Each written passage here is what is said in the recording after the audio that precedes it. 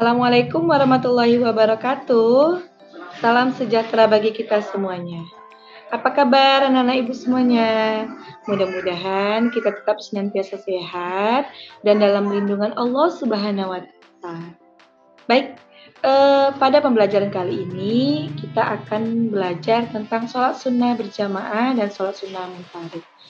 Untuk mendapatkan berkah rahmat dari Allah, marilah kita berdoa sebelum kita belajar.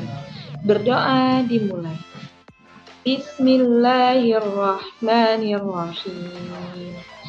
Bismi ilaihi wa bihi badaina. Law abadna ghairau saqina. Wa habbaza rabba wa habbadina. Wa habbaza Muhammadun nabina. Bismi ilaihi wa bihi badaina. Walau abadna ghairau saqina. Wahabbaza rabba wahabbadina. Wahabbaza Muhammadun nabina. Amin ya rabbal alamin. Baik anak-anak ibu semuanya, kita belajar tentang sholat sunnah berjamaah dan sholat sunnah munfarid.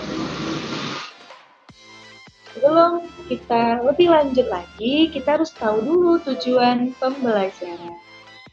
Tujuan pembelajaran yang pertama, setelah kita mempelajari pelajaran ini, kita harus dapat menjelaskan pengertian tentang sholat sunnah.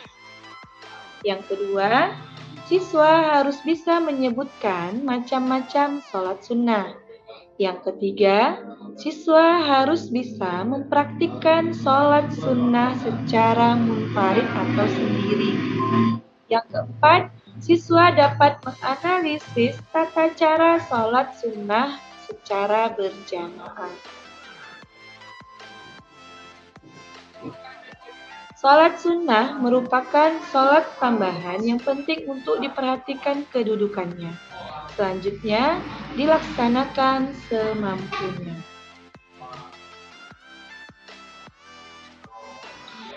Pengertian sholat sunnah. Sholat sunnah adalah sholat selain sholat wajib 5 waktu yang biasa dilaksanakan oleh Rasulullah. Nah, sholat sunnah itu sholat selain 5 waktu yang kita kerjakan. Lalu sholat sunnah bertujuan untuk mendekatkan diri kita kepada Allah serta untuk mendapatkan pahala. Macam-macam sholat sunnah berjamaah. Contohnya yang pertama sholat idain atau sholat hari raya atau sholat Idul Fitri dan Idul Adha. Dilaksanakan pada saat hari raya atau lebaran.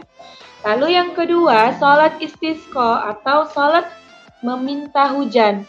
Nah, karena kemarau yang berkepanjangan, maka kita alangkah baiknya melaksanakan sholat istisqa atau sholat meminta hujan. Lalu yang ketiga, adanya gerhana matahari, maka kita disunahkan untuk sholat khusuf secara berjamaah. Yang keempat juga sama, sholat gerhana bulan atau sholat khusuf. Yang kelima, sholat di bulan Ramadan, sholat tarawih. Dan yang keenam, sholat witir. Lanjut, macam-macam sholat sunnah yang dilaksanakan secara sendiri atau munfarid. Yang pertama, sholat rawatib, ya, sholat yang dilaksanakan baik sebelum dan sesudah sholat fardu. Lalu yang kedua, sholat tahiyatul masjid. Ketika masuk masjid, sebelum kita duduk, alangkah baiknya kita melaksanakan sholat sunnah 2 rakaat dulu, yaitu sholat tahiyatul masjid. Yang ketiga, ketika ada pilihan atau meminta petunjuk kepada Allah Subhanahu wa Ta'ala, maka kita disunahkan untuk sholat istikharah. Yang keempat, sholat tasbih. Yang kelima, sholat hajat, ya. Yang keenam, sholat duha. Yang ketujuh, sholat malam atau sholat sepertiga malam atau disebut juga sholat tahajud dan lain sebagainya.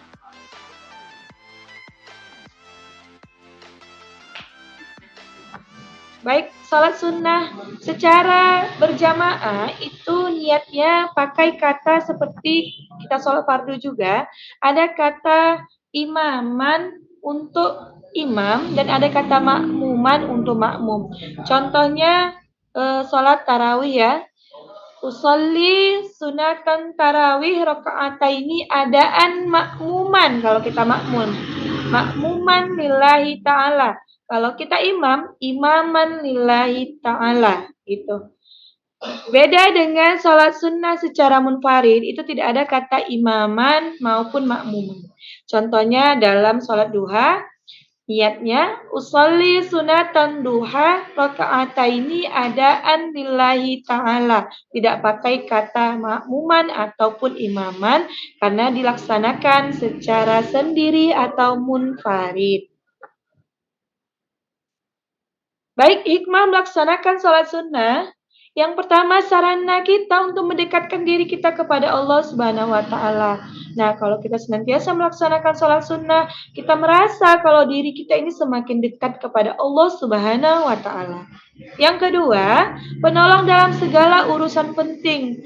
Di saat kita merasa kita perlu sesuatu, saat kita merasa kita perlu dorongan dari Allah Subhanahu wa Ta'ala, kita laksanakan sholat sunnah ini, maka hati kita terasa lapang.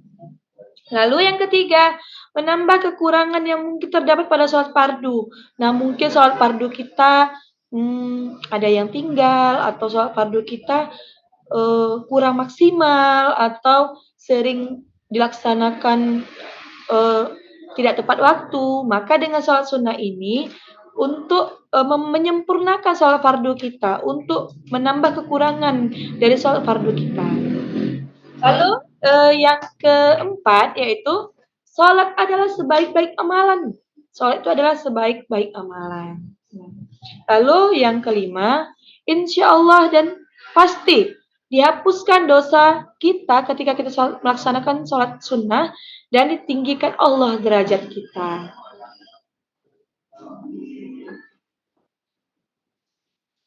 Implementasi kita dari pemahaman sholat sunnah berjamaah dan munfarid yaitu memunculkan sikap kebersamaan dan kepedulian sosial. Nah, ketika kita sholat sunnah berjamaah itu kan kita sholat sunnahnya di masjid secara bersama-sama, berjamaah. Nah, itu memunculkan sikap kebersamaan kita, bergotong royong kita, atau sikap untuk bersosial kita. Nah, dari pagi sampai sore itu kita kan sibuk sekali dengan rutinitas kita. Namun pada waktu sholat maghrib ini kita sholat berjamaah di masjid. Kita berkumpul dengan warga sekitar untuk melaksanakan sholat. Itu salah satu bentuk kebersamaan dan bentuk kepedulian sosial kita. Lalu yang kedua, memunculkan sikap demokratis.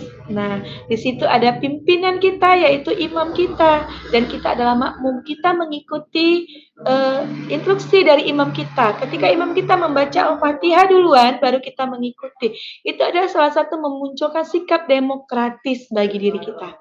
Lalu yang ketiga, memunculkan sikap disiplin. Kalau kita sholat berjamaah, waktunya sholat contohnya sholat maghrib ya, waktunya azan maghrib itu langsung azan dan tidak lama kemudian iqomat dan langsung kita melaksanakan sholat, tidak kita menunggu-nunggu waktu dulu, tidak